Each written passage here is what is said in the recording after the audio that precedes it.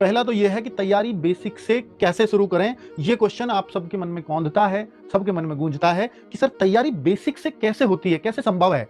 तो अगर मैं बच्चों बताऊं कि जब आप मान लीजिए अभी पहली बार कंपटीशन में उतरे हैं, चाहे आपको कोई भी एग्जाम देना हो, एसएससी का तो स्पेशली मैं एसएससी के एग्जाम या मैं किसी और एग्जाम की बात कर रहा हूं, तो आपको मैथ, रीजनिंग, जीके और हिंदी या इंग्लिश, ये कुछ सब्जेक्ट्स हैं, अगर आप इनको कवर कर लेंगे तो आपके स्टेट की पुलिस में भी भर्ती हो जाओगे, आप सेंट्रल की भर्तियों में भी आसानी से सिलेक्शन ले जाओगे।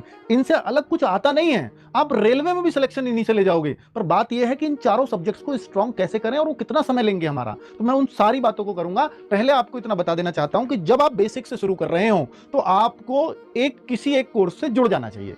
आप क्योंकि सर कोर्स से जुड़े बिना काम नहीं चल जाएगा, क्या हम यूट्यूब से सारी तैयारी नहीं कर सकते? यूट्यूब पे सब कुछ पड़ा है, ऐसी कोई क्लास नहीं है जो यूट्यूब पे ना हो।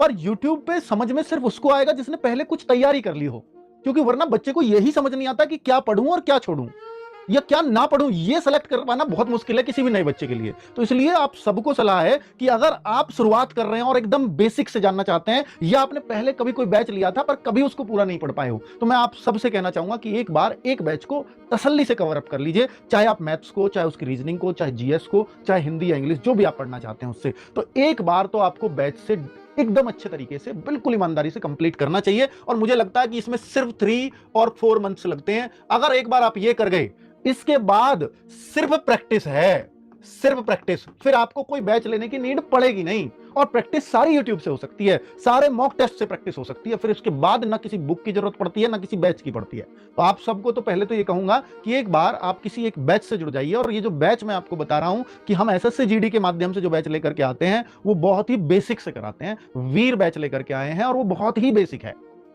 अगर आप चाहते हो कि सर एकदम बेसिक बच्चे के लिए कुछ चाहिए, तो फिर वीर बैच से अच्छा कुछ नहीं हो सकता।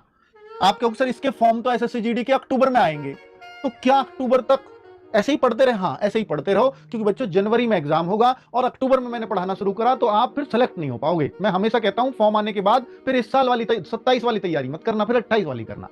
अगर आपको 27 वाली तैयारी करनी है तो वो तैयारी अभी से होती है। हम हर बार तो अप्रैल मई से शुरू कर देते थे, इस बार ऑलरेडी जून में कर रहे हैं, क्योंकि एसएससी जीडी ही लेट हो गया पीछे का। पर फिर भी बहुत टाइम है, 3 से 4 महीने में सिलेबस कंप्लीट हो जाएगा।